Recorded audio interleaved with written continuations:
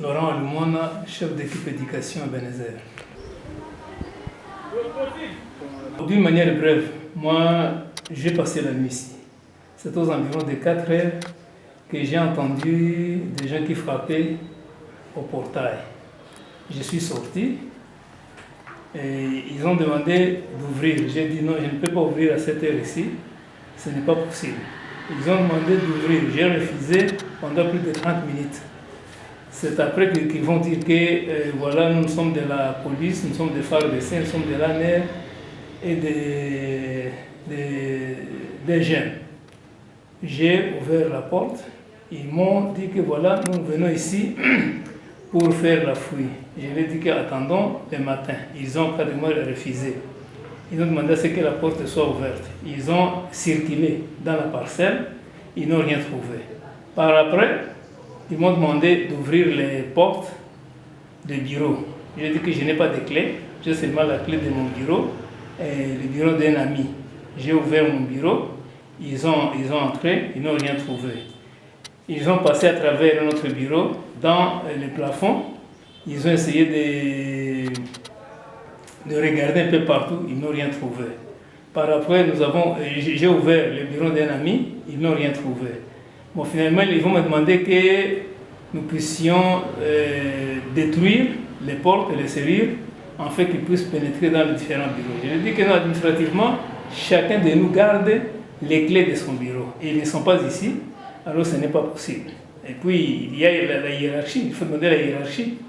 J'ai dit ici à Ouvira, nous n'avons qu'une seule personne et un seul agent, notre directeur exécutif, chez qui on peut avoir les clés de bureau. Alors, ils m'ont demandé ce que je pouvais aller les prendre. J'ai appelé le directeur, il a accepté que je passe chez lui pour prendre les clés. Je suis allé sous escorte d'un militaire, on a pris les clés de son bureau et on est rentré. En rentrant, c'est à ce moment-là que, quand on était en train d'ouvrir les bureaux du directeur exécutif, un Muzalendo est venu avec un grand groupe de Wazalendo.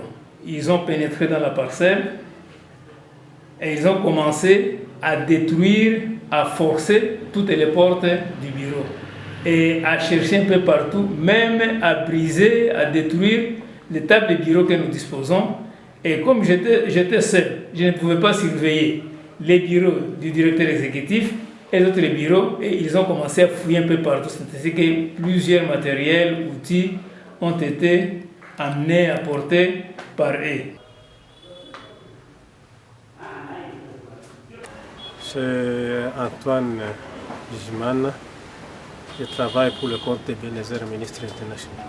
Oui, effectivement, l'événement s'est passé aux environs de 4 h du matin. Il y a des éléments FARDC, PNC, ANR qui sont venus, ils ont trouvé la sentinelle. La sentinelle avait difficile à ouvrir, mais après tout, on l'a obligé d'ouvrir, l'a ouvert, mais tout en leur donnant une attention de ne pas fermer le portail, pas laisser le portail ouvert. Après quelques instants, c'est venu une troupe de Wazalendo qui sont entrés. Après leur entrée, ils ont menacé la sentinelle et après tout, ils ont forcé les portes de nos bureaux. 8 portes ont été forcées, ils ont apporté des outils et matériels de travail, notamment 6 laptops, machines ordinateurs, 40 radios de communication Motorola, un projecteur Samsung et puis 3 tablettes. Il y avait des portes qui étaient endommagées, il y a aussi des tables qui ont été endommagées et ils sont partis.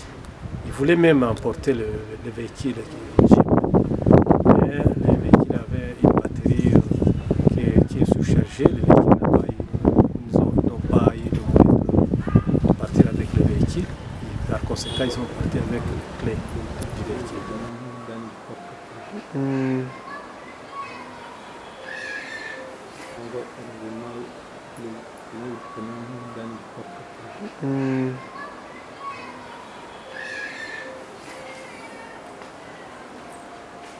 Effectivement, Ebenezer se sent consterné avec ces faits, soit disant que c'est la fouille, mais ce n'était pas la fouille, c'était du vol.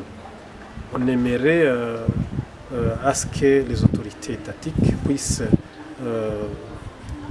savoir comment faire pour que ces choses ne se reprennent, ne soient encore reprises. Parce que Ebenezer, c'est une organisation apolitique, non confessionnelle, humanitaire, qui a des réalisations sur le terrain qui se manifestent. Partout où on travaille, il y a des réalisations qui sont vraiment manifestes. Alors, étant humanitaire, on est jugé, on est ciblé comme étant une organisation qui est différente des autres. Maintenant, après leur fouille, rien n'a été suspecté, rien n'a été trouvé, ne fût-ce que le vol et le pillage.